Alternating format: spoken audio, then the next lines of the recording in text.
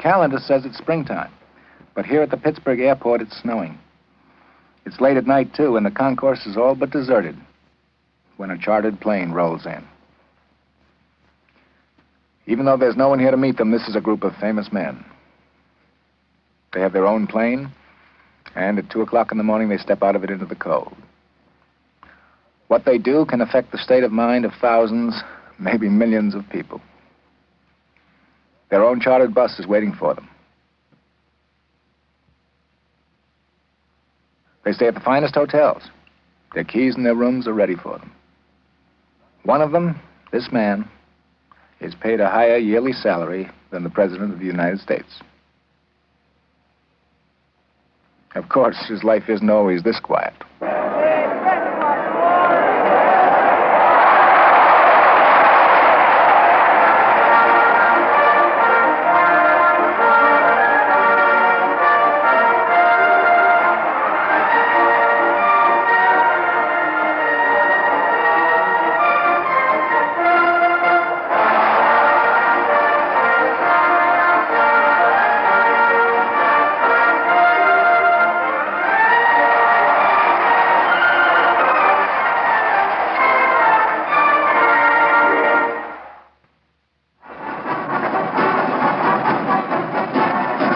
New York, 1954.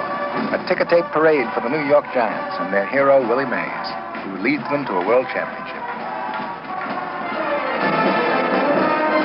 San Francisco, 1958. A welcoming parade for the San Francisco Giants as they move their new Western home. The hero, well, it was supposed to be Willie Mays again. But practically before the ticker tape had been swept away, San Francisco wanted a winner. And Mays, an Eastern import, had to prove his past headlines to his new West Coast fans. In years to come, Mays would receive everything from daily advice in the newspapers to a bottle thrown by a fanatic through his front room window to frequent booing on the ball field itself. To all intents and purposes, Willie Mays, the greatest player of his time, was starting all over again, having to prove himself to a new set of fans. It's a strange story, one that in a way starts fresh each day here in the little room. No camera has ever been here before. These are the hands of a major league umpire, Frank Walsh. He's rubbing new baseballs, 60 of them, with a special blend of mud to take the shiny whiteness off them. Today he'll be umpiring back of home plate at Candlestick Park in San Francisco. Just a few feet away, meanwhile, is the Giant clubhouse. Baseball, someone once said, is America's form of bullfighting. And this is where you find the matadors. And where you find a man named Mays, perhaps in the whirlpool tub, reading his mail and complaining to his trainer like any other normal San Franciscan about a touch of sinus trouble. Then it's time to get dressed, autograph some baseballs. Guess they really do sign them themselves. Time to chat with your starting pitcher, Juan Marichal. Do a little careful surgery on a famous glove. And head out to the arena for batting practice.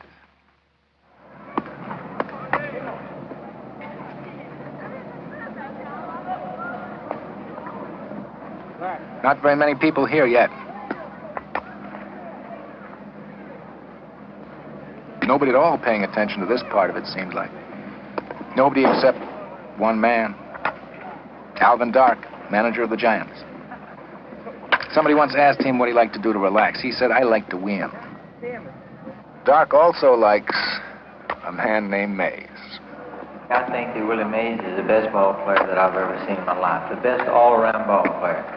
There isn't anything that he still can't do, and all the years that he played, there wasn't anything that he couldn't do then. I think in comparison to all the other ball players, in all fairness to Willie, I have to put him in a different category with any other ball player I've ever seen.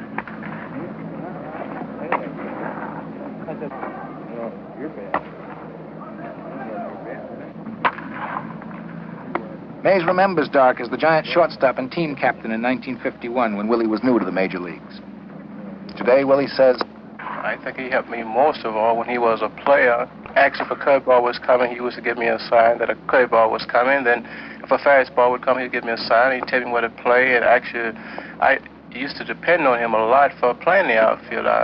You can have a lot of guys that have a lot of ability to play sport, but you have to have someone, you know, to help you out like a pro. But now it's time for today's ball game. Here come the picadors.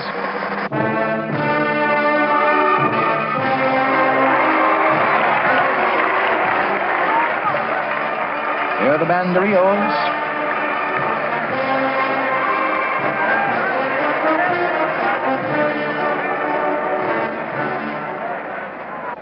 And in the radio booth, and the press box, the photographer's section, it's time to play ball. Giants take the field. It's always an exciting moment for the fans. Well, most of them. He'll come around once the action starts. The Giants aren't the only ones who take the field.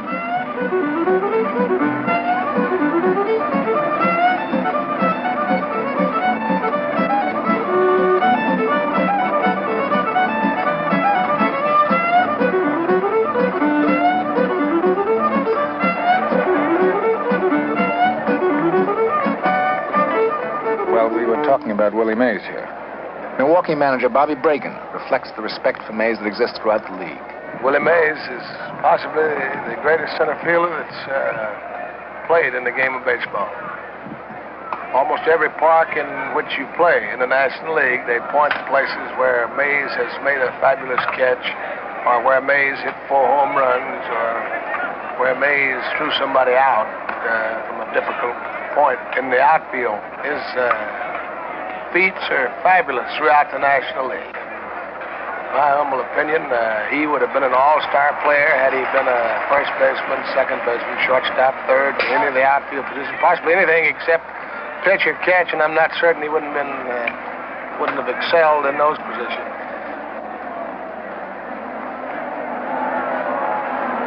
Three up, three down, and the Giants come to the dugout.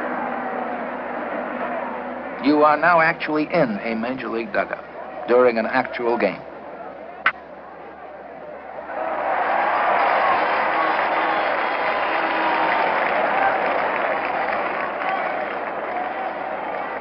The concentration, the bearing down by everyone on every pitch, everything that happens on the field is intense. You can see it for yourself on the face of Mays as he watches, studying the enemy pitcher. Those sunglasses, by the way, they cost $13 a pair. Willie uses them in the field. He'll take them off before he hits. But the natives are getting restless. It's a scoreless ball game. Come on, Giants. In the dugout, manager Dark begins to pace up and down as Willie Mays takes his bat and goes on to the on-deck circle. He'll be up next. Some of the fans have to believe their ears as well as their eyes. As now Mays comes to the plate. Science tells us, look out, Willie. Science tells us that a pitched baseball has been clocked at more than 100 miles an hour as it comes into the batter. But nobody ever clocked one going out. You hear it as sportscaster Russ Hodges describes it. There's a swing, a long drive to deep left center field, and you can tell it. Bye-bye, Brady! And the fans go wild. Out in left field, a policeman comes up with the ball. What do you do with it now, officer?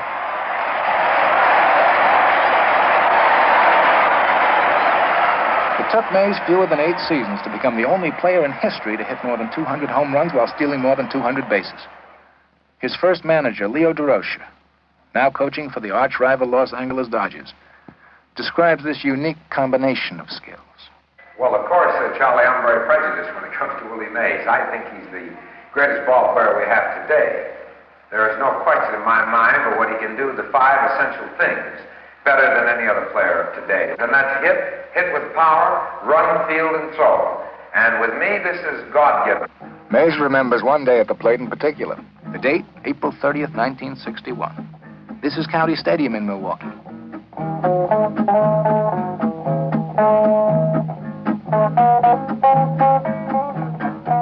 Mays had eaten a bad batch of spare ribs the night before and had to call a doctor. Actually, I was out. Actually, I wasn't out, but a doctor came around and gave me a couple of sleeping pills, so I went on to sleep, and I wasn't intending to go to the ballpark that day, but the morning I woke up the next morning, I felt fine, so I went out, batting practice, I feel real great. I hit the ball pretty good, but anytime you hit 2 home runs in a game, Charlie, you just seem to me, I think you're through. But when you hit the third one, I know the fourth one is not going to come.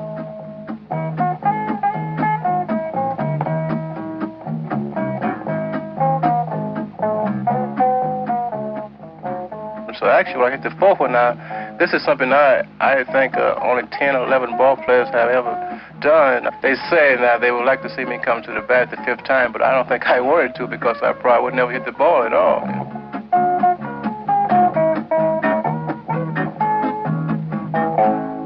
There's that power, but there's also that base running. Mays is known as one of the great base runners of all time. The late Ty Cobb said that Willie had personally restored the art of base running to the game. In 1956, for example, Mays stole third base 13 times in 13 attempts. Even more of his value as a base runner, however, lies sometimes in what he doesn't do. It was Charlie Grimm who said he can drive you crazy just standing there. A walk for Mays is like a triple for anyone else, according to some pitchers. Willie doesn't go over too hard with some catchers either. Here in a key play in the 1954 World Series, Mays steals second base. Moments later, Dusty Rhodes hits the game-winning home run.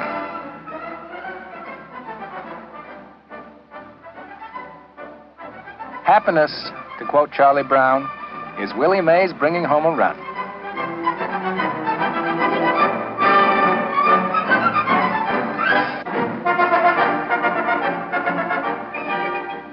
Here, 9 years later, in a Dodger game at Candlestick, Mays, caught by the long-range camera from behind second base, is still at it, running and directing traffic at the same time.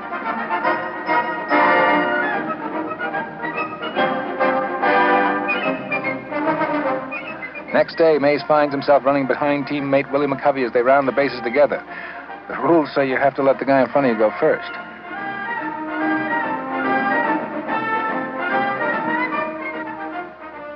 Sometimes he just walks home, as in this case when teammate Tom Haller hits a grand slam home run. But one place he doesn't walk is in the outfield. Ranch Rickey has called Mays the greatest fielder who ever lived. Perhaps his trademark more than anything else is that famous basket catch. But that's not the only way he can catch a ball. You name a crazy catch, Willie's made it. In one season, in one ballpark, and against one enemy hitter alone, he caught 2 hard-hit balls with his bare hand. Here's the unforgettable catch in the 1954 World Series that Willie made off Vic Wertz of Cleveland. Actually, the play that they still talking about is the Vic Wertz play in '54. You know, it was a money play, and people always remember it because it was in the World Series and everything, and thousands of people were watching that game. So actually, everyday game, you probably make better plays, but not as many people will realize it. It's true that Mays has made greater plays in the field than the legendary Wertz catch. Our cameras caught one of his impossibles on a windy 1963 day at Candlestick Park. A long sinking line drive, not to center field, but actually to left. Mays catching this one is like a seagull dipping for a fish. Watch close. There he goes. Thanks, Will.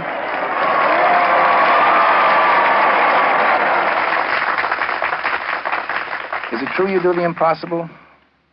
One of the youngsters in this group of Pennsylvania school children asked Willie. And Mays answers, if I do, sometimes I do it pretty badly. He might have been thinking about a play like this one at Candlestick, where he jumps higher than the fence to keep the ball from going out for a home run. His only comment about the play after the game was, I should have caught it. But these Pennsylvania school kids were asked who in the world they wanted most to see. And they said they wanted to see Willie. All of them are blind.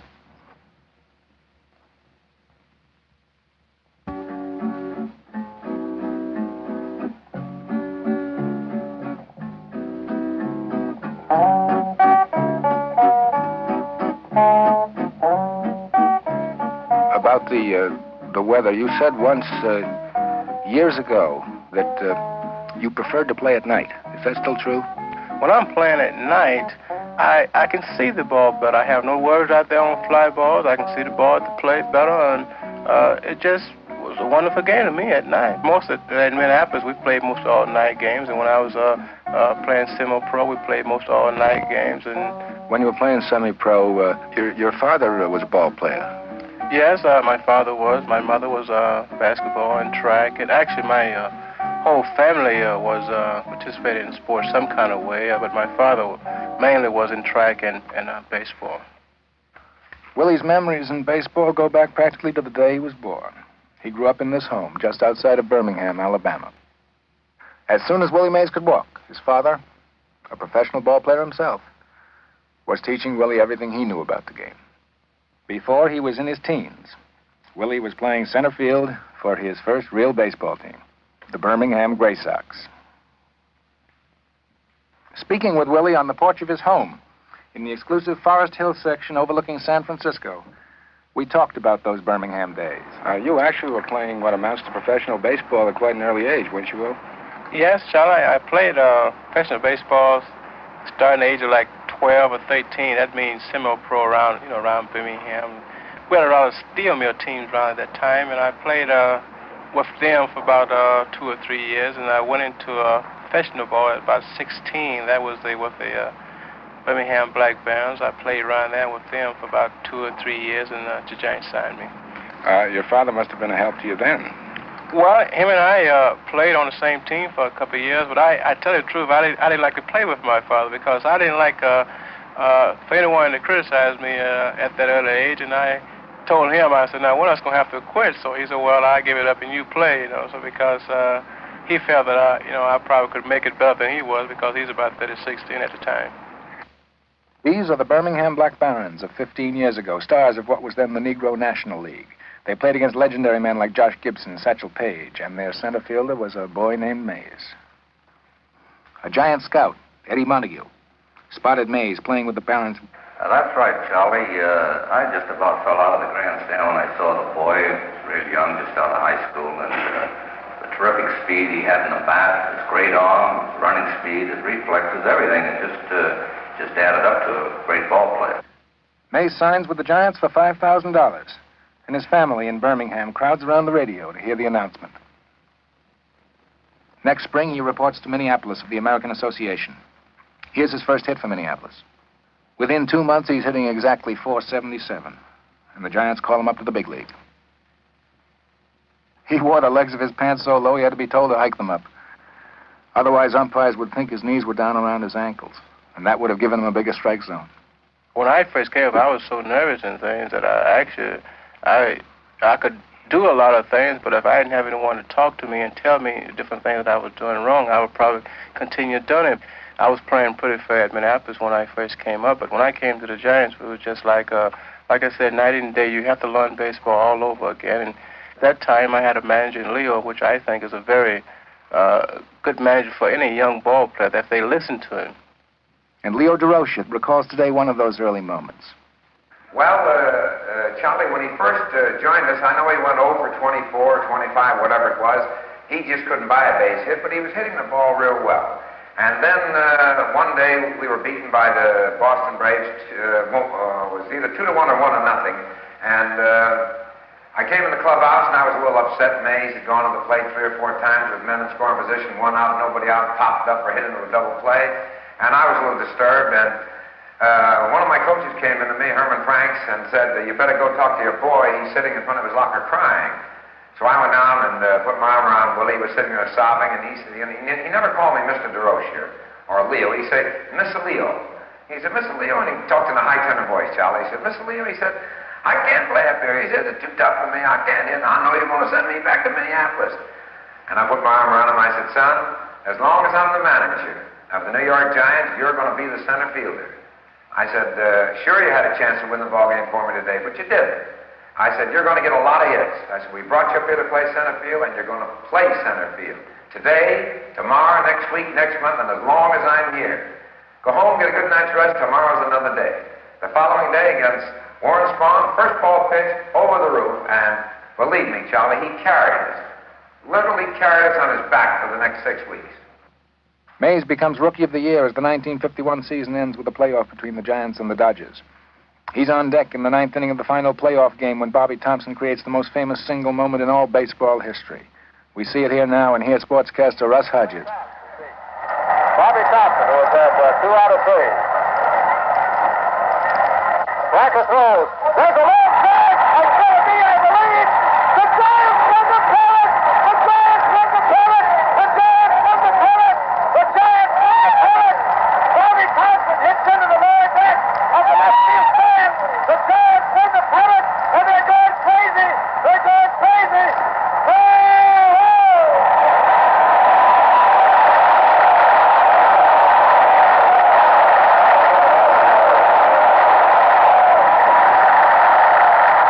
So the Giants win the 1951 pennant and meet the Yankees in the World Series.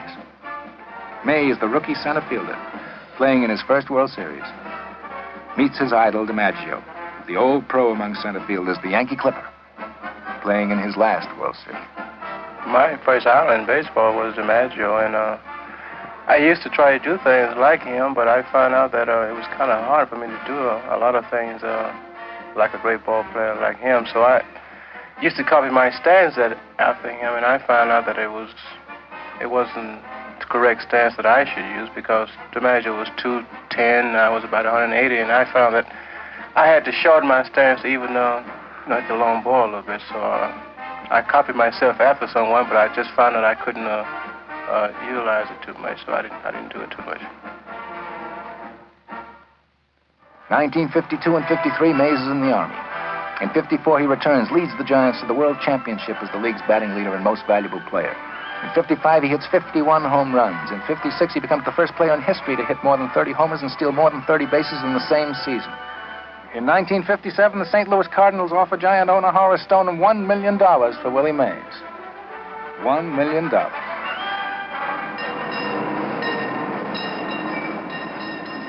1958, the Giants move to San Francisco, whose native sons make up a who's who of baseball all their own. Such greats as Lefty Gomez, the Wainer brothers, Walter Mayles, Dom DiMaggio, Lefty O'Doul, Frank Crissetti, Tony Lazzeri, and 3 members of the Hall of Fame, Harry Heilman, Joe Cronin, and Joe DiMaggio. Without doubt, Mays finds himself playing in the shadow of San Francisco's own Joe DiMaggio.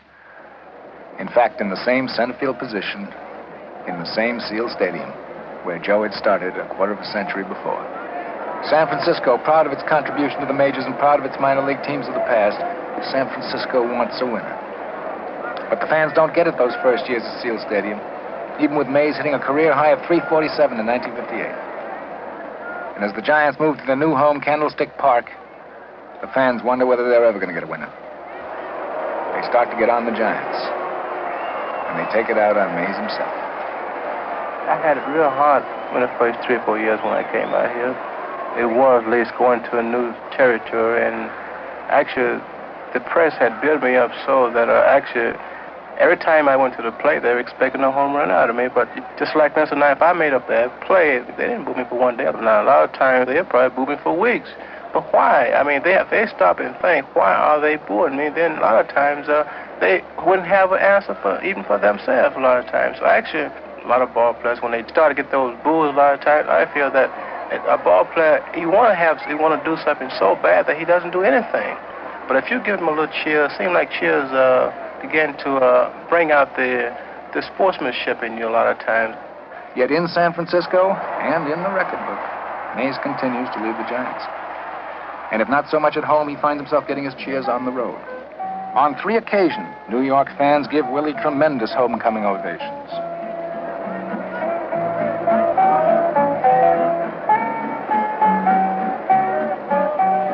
Here in the Giants' former home, the Polo Grounds, a new team, the Mets, plays now. But the fans still remember a man named Mays. They turn out 50,000 strong to stage Willie Mays Night, a startling tribute to a player on a rival team.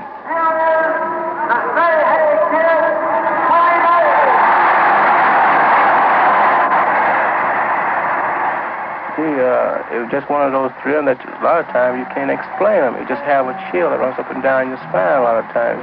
I had only had 2 days in baseball, and both of my days was at New York, and I still feel that I'm grateful for the people that around New York for thinking the way they do about me. Of course, one of the problems San Francisco had was understandable enough. They wanted a winner. And in 1962, Mays leads the Giants into another playoff with the Dodgers with a home run on the final day of the regular season. In the opening game of the playoff, he gets his 48th and 49th home runs of the year. The playoff moves to Chavez Ravine in Los Angeles for its second game, and Mays is called out at third in a disputed key play. Ever wonder what goes on in those arguments with the umpire? "You're out," says the umpire. Would you mind repeating that? "You're out." Did you hear what he said? I heard it, but he's got to be kidding. "You're out." "Oh, I do hope you'll reconsider." "You're out," says the umpire. That's all she wrote. The third game of the playoff, October 3rd, 1962, 11 years to the exact date of the Thompson homer. Once again, the Giants trail going into the ninth. Once again, they score 4 times to win the game in the pennant. Mays gets the key hit in the inning. And then, in the last of the ninth, catches the ball for the final out. Gee, I was so happy to see the ball coming to me. I probably caught that ball any kind of way because that was the last out, and that was a lot of money riding off that. And the Giants fly home to San Francisco.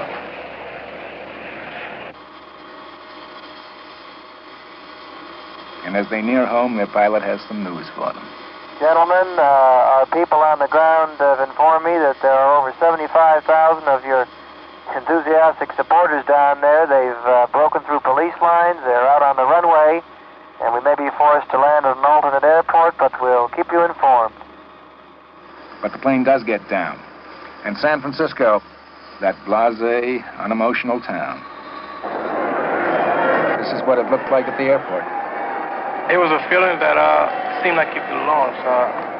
It's a town that never had a championship club on it before, and it seemed like when we did win the pennant down in L.A., we came back home. It was just something that was amazing. I would say just about all the people in San Francisco at the airport seemed likely because we couldn't get the bus in, we couldn't land the plane. It was just one bad and good moment there. We wanted to get home, and here the people out there wanted to greet us back because we wanted. But it was something real nice, I think. We wanted to get home, he said. Home, that's what he'd come to call San Francisco.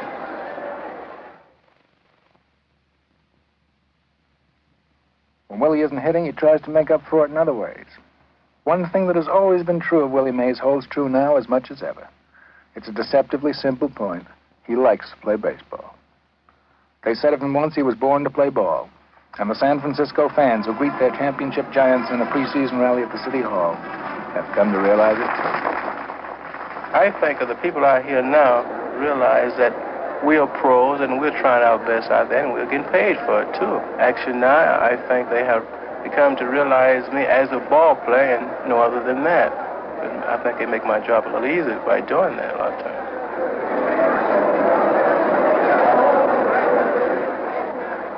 The fans accept Willie at last, always remembering that the baseball fan is at heart a fickle lover. Today, Willie's autograph is a collector's item. But Mays himself has said the life he leads can be a lonely one. And that the true fans, in the long run, are the children. And as Mays had watched his idol DiMaggio, now this youngster watches his idol, Willie Mays. Number 5. That was DiMaggio's number. In 1963, Willie Mays signs a contract for $105,000, probably the highest salary in baseball history. In 1963, Mays and Stan Musial are placed on an all-time All-Star National League team. Well, to me, Willie Mays will always be one of the greatest ball players I ever competed against, and he's really an exciting ball player, and he can beat you a lot of ways, and he's a great kid, credit to baseball. Does one play that Mays made stand out in your memory? Well, he made a play against me here in San Francisco. Here, I hit a line drive and over his head in center field, and the ball and Mays reached the fence at the same time. He jumped up against the fence and caught it, and everybody just wondered how Willie did it. But in that night game. Night game, that's right. I think he had an extra ball in his pocket. Anyway, yeah, he had that one. And in 1963, a magazine poll of National League managers rates Mays the top player of the decade. We talked to manager Casey Stengel of the Mets about that before a game at Candlestick. Or rather, Casey talked to us. When I first saw the boy start, and got a chance to see him in exhibition games and also once in a while in the World Series, I found out that each year he got a little better batting. Each year a little better batting, and his fielding was very slick and very bright, but he came very sharp. He's a man that looked like he had a radar in his glove. It looks like when a ball was hit, he could turn, and if you just sit on a bench and turn your head quick like that, you'd see that he was in motion. He gets the start on of a ball. He's proven it to the present time. He's at his oldest age. He's probably the best center fielder in baseball today, and especially in the National League, because of the fact he has to play with an outfield that has terrific wind. It's impossible for some of the other outfielders, the left fielders and the right fielder, to make a good exact exhibition of anybody's speed. Now, he could do that in the Polo Grounds. It was amazing where he could take care of the center fielder and the right fielder. If you wanted to, he'd catch the ball in right center, catch it in left center. He was good on ground balls. He could charge ground balls. He was fast on the bases. He was a base runner, and he was also a base stealer. So there's two things he could do on the bases. He also had spirit, and he also had the fact that he could draw the public. He could draw large attendance. And another thing up at the plate, he got better each time. Each year, and became a great hitter. Now, there's most all the points you'd ever want, you might say, for in baseball, but it's remarkable how fielding that he can get the start on a ball. Now, the best exhibition I can give you in 2 years ago, I laid idle in baseball, and I was invited by Mr. Stoneham to come up here at an all-star game and be his guest. And I threw out the ball, and I was very proud of the fact I got to see the All-Star game. I'd been in 18 or 20 of them in the last 15 years, being a manager of the Yankees, winning pennants. The manager is chosen for the next year to be in the series. I watched Willie Mays that afternoon. It was terrific. I watched Mantle. Mantle, I'm very proud of. He's a terrific player for me. And I saw Maris, and I'd brought Maris into the club. But it just shows you, when them men come into that park that day, the only man that I noticed in the All-Star that wasn't affected by a ball going in the air was Willie Mays. It looked like even with the wind blowing, and that's a terrific handicap, when he started after the ball, it just seemed that he knew even what the velocity of the wind was, and he was the only man there that the wind didn't bother him on a game that where there wasn't anybody looked perfect on any ball hit in the air. And the 1963 All-Star Game proves it again. The greatest single performer in All-Star annals. 3 new personal records in this game. And Mays now holds an interesting lifetime batting average in All-Star competition, an average of exactly .417. But ironically, at the time of the All-Star Game, Mays' season's average is barely over .250. One of the worst slumps of his career. Once again, sports writers ask in print, is Mays over the hill? Is Mays washed up? Manager Dark says this. Isn't that ridiculous? I mean, that's one of the most ridiculous things you will read, and that's right. Some of the columnists here in San Francisco have said that Willie Mays was through, that Willie Mays was never a great baseball player. This fella is the greatest baseball player of our time. I don't see how anyone could possibly say that. In other words, in my opinion, Mays is in a class by himself. Then you start rating the other ball players. You start rating the Mickey Mantles, the Ted Williams, the Stan Musials. And these guys that I've just named are great ball players. They were great ball players. But none of them could do the things that Willie Mays could do, because Willie could do so many things. Then in August, Mays himself answers the critics. In the field, on the bases, and at the plate. He hits .400 in August. Personally keeps the Giants in contention. On August 27th against the Cardinals, as here our cameras record exclusively, Mays becomes the first right-handed batter in National League history to hit 400 home runs.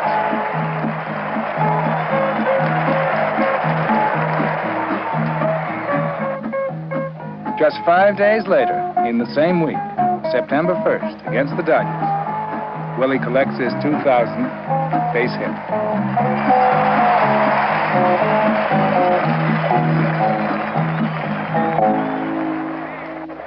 But Giant pennant hopes are badly shaken by numerous injuries. So many injuries that Mays, who often clowns in the infield before a game, is put in at shortstop for an inning against Cincinnati. A few days later, relaxing in his home, Willie laughed about it. You wound up playing shortstop for an inning. Yeah. Nobody hit a ball to you. Well, there are different versions about this. Some people say you loved it. Well, it always something that you love, Charlie, when you play a different position. I think, I don't know if I would have probably caught the ball or not. I can only say this. If I'd have caught it, I could have thrown it. That's one thing. And I was very much surprised when Alvin came to me and asked me and said, well, you want to play shortstop? I said, well, fine. I thought he was just joking. He does it all the time, you know. He said, well, you go and play shortstop the last inning. And I think the people in the stand got as much a kick out of it than I, because everybody's wanting the ball to come to me just to see what would happen. So actually, I didn't get a ball, so I Philly 1,000 as a shortstop. If I remember right, the last time we played shortstop was for Campanella in a I missed about 4 or 5 balls, and I just taken myself out and went on back to center field, yeah. But it's not all baseball for Willie Mays. In a moment, we meet Mays, the interior decorator.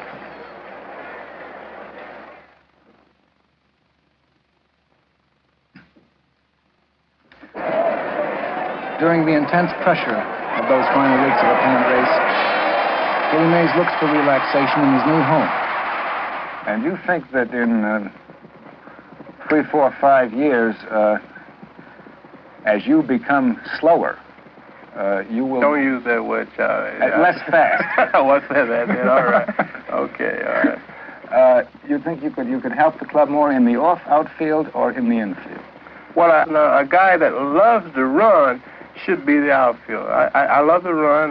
Like you said, well, if I slow up a little bit, well, then I might still can play center field, because only center field you have to do is to know the hitters and know just about what he has to throw. Now, the only thing I feel that would probably stop me from playing center field would be my arm. Mm-hmm. Now, when my arm slow up a little bit, then I think I would have to move to right or left, because then it would be a shorter throw, you know. We're going to talk about the house now. A great deal of the decoration in the house here was done by you yourself, was it not? Well, actually, what I did, Charlie, I went to a furniture store, and I picked out a guy, and we went around and picked out different articles for the house. And I said to myself that only 2 colors that I wanted in the house would be gold and white, and French furniture. So we went around and we picked out everything that was in gold and white, and we just tried to make a contrast of the 3, gold and white, and maybe white drapes or something. You know.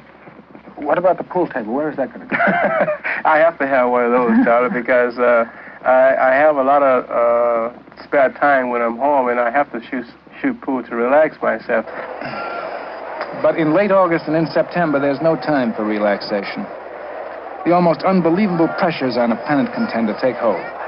On Mays, on the Giants, on manager Dark, even on the umpires. We asked umpire Doug Harvey if he felt the tension. Oh, yes, definitely. I would have to say that it's more pressure because of the fact that every pitch means something, every play. During the season, up till the 2/3 mark, I'd say, they can accept occasionally something that may go against them. But now you've got everybody keyed up. You're down to the last couple of weeks, and everybody's fighting for everything they can get. And now if you get 2 or 3 clubs fighting for the pennant, just that much tougher, believe me.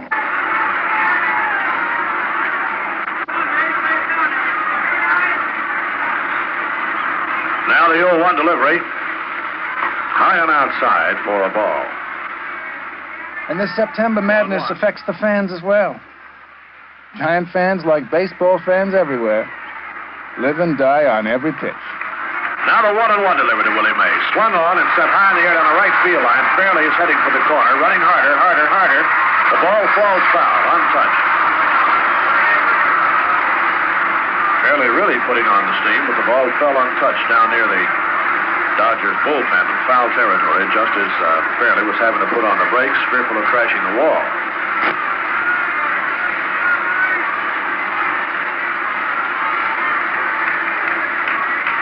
One and two the count.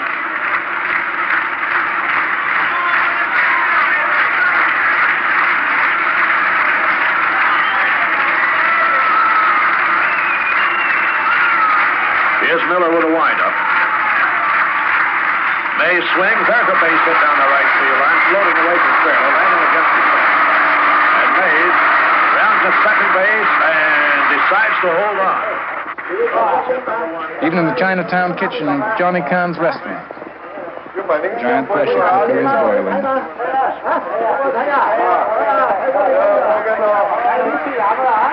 On track to third, and the throw over there has been by And giant plans from Toots Shores in New York to the Holiday Hotel in Reno feel the pressure. Here at the blackjack table, the magic number of 21 is quickly forgotten for the magic number of 24 on the back of Willie Mays. And the pressure on Mays, as usual, is staggering. Leo DeRocha said it. A man literally carrying the Giants on his back.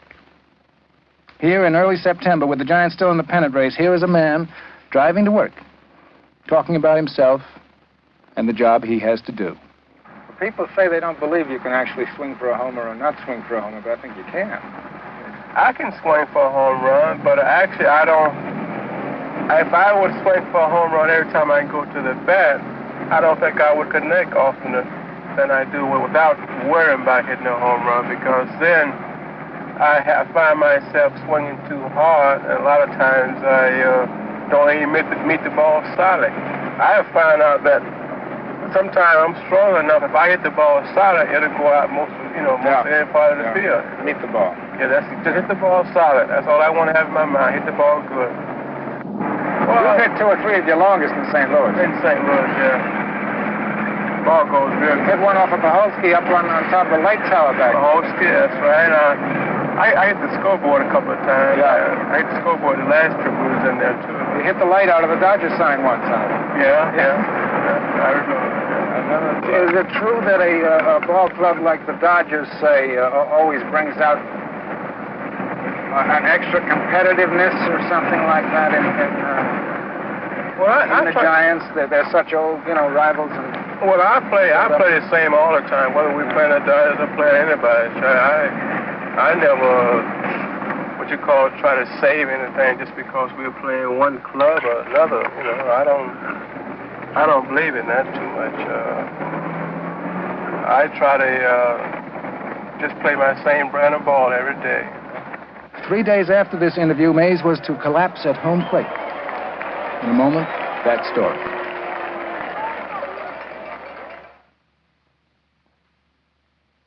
Willie Mays, who probably gets thrown at deliberately by pitchers more than any other player in the game, talks frankly about this phase of baseball as he nears Candlestick Park. I noticed that you've been, since you came up with your batting average the way you've been doing, especially in the last month, that you've been getting a lot of balls thrown at you again. And well, I think it's going to be a lot of stop to that. The only way we can stop that is that our own pitchers will come back and do the same thing to them, because I don't mean throw at their hitters, because the hitters don't do it. I mean throw at the pitchers that occasionally do it to us, because I don't think no one as a hitter like to be thrown at a lot. And I'm sure that we have guys on our club that would probably stop it in a hurry. Of course, they've been stopping it, and yet it still goes on. Well, it's going to go on. Well, the only thing we have to do is just continue. When they do it, we do it, Throw back at their pitch. Throw back at them, that's right. Once in a while, those things come pretty close. That boy Hart who came up got himself hit pretty good. Well, a thing like that, Charlie, is that Hart ain't dodged too much, and anytime a guy swings real hard, he's got to be ready to move at all times. Now, a lot of times, pitchers will so close to a guy, not the intention to hit him a lot of times, it's to try to get him off balance a lot of times, to try to throw the ball in the outside corner, because they do it to me a lot, you know, and I'm sure that they wouldn't try to put him in the hospital or anything like that intentionally. No, I'm just saying that danger is there. Oh, well, it's always danger in any kind of sport you play in. I think it is, you know. So, on the other hand, we saw a pitch the other day where you just threw back of your head. You got a feeling that's not just a brushback pitch. Well, things like that. Well, for myself, I know when a guy is throwing at me to hit me or throwing back to just brush me back. I know that, you know, but I can't say anything. The only thing I can say is that I hope my pitchers will realize that what they're trying to do and to keep me from hitting. I hope that a lot of times he protect me, and that's the only way I know how to get back at them. Well, I've seen a couple of times when you've gone down where you've gotten back up and hit the ball pretty good right then and there. Well, I can do it a couple of times, but it's not what you call real good hitting, because a lot of times if a guy knows that a guy is going to throw at him every time he goes up there, he's not going to be on his best hitting a percentage up there. Won't be dug in as much. Oh, he's not going to do it. I don't care who he is. A lot of guys tell you that, well, they get knocked down, he's a better hitter and all that kind of stuff, but I just don't believe that, you know. It's just something that... it doesn't make a better hitter out of a guy. No, I can't, you know, knowing that he's going to get knocked down every time he goes up there, you know. Well, now, when you talk about the strain, as it comes along, you become physically tired, don't you? That's right. You become so involved with baseball a lot of time, and the best thing to do is to just go away somewhere. If a guy gets real tired, he should go away. He can't go away, but I mean, he should be off for a couple of days, and then it seems like he comes back and he's much... Well, this has always been true of you, I know. I think it has. But when you're fighting for a pennant and you're a Willie Mays, you can't take a rest, nor be given one. Unless, of course, fate takes a hand. On Labor Day, Mays collapses at home plate. The doctors say sheer exhaustion. But 3 days later, the Dodgers come to town. Mays is back in the lineup. He hits a double. He hits a home run. And still the Dodgers win the game. Now the San Francisco fans know there will be no last-minute miracle. No crowds at the airport. No receptions at City Hall. Not this year, anyway.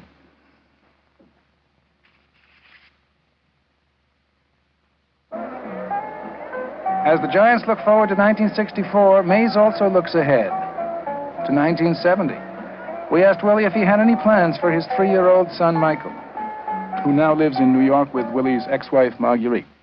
Well, I've taken plans out for him right now, Charlie. I feel that this is the time to start making plans for Michael, because I know that even as a childhood myself, my father wasn't able to give me the things that he would like for me to have. Right now, I have a policy for him that when he becomes 18, he will have his schooling all arranged for him, and that he can go to college and feel free to enjoy what he's trying to learn. I don't know if he want to be a ball player, but I think if he does be a ball player, I think it would be a little hard on him, because every time he goes out there and the name of Mays is announced, they expect for him to do a lot of things, and I feel that a lot of times he may not be equipped to do it. So this is what I'm trying to do now. I'm trying to arrange for his education now, so that if he doesn't want to be a ball player, and I hope that he goes to college and gets some kind of education that would carry him home in another field. You know?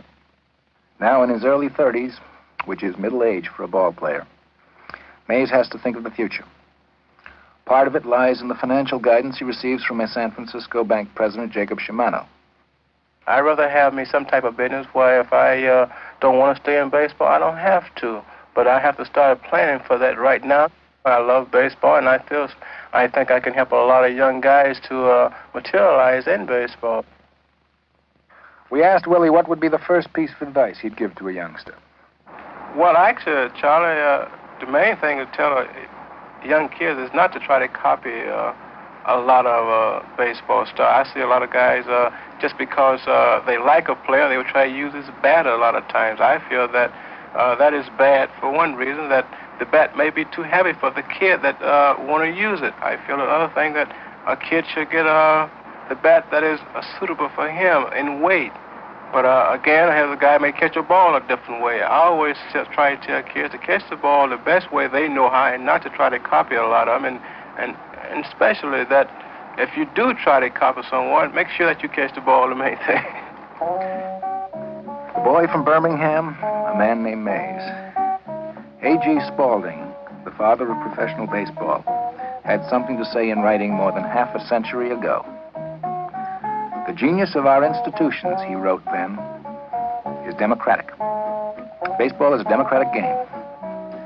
The son of a president of the United States would as soon play ball with Patsy Flanagan as with Lawrence Lionel Livingstone, provided only that Patsy could put up the right article. Whether Patsy's dad was a banker or a Boilermaker would never enter the mind of the White House lad. It would be quite enough for him to know that Patsy was up in the game.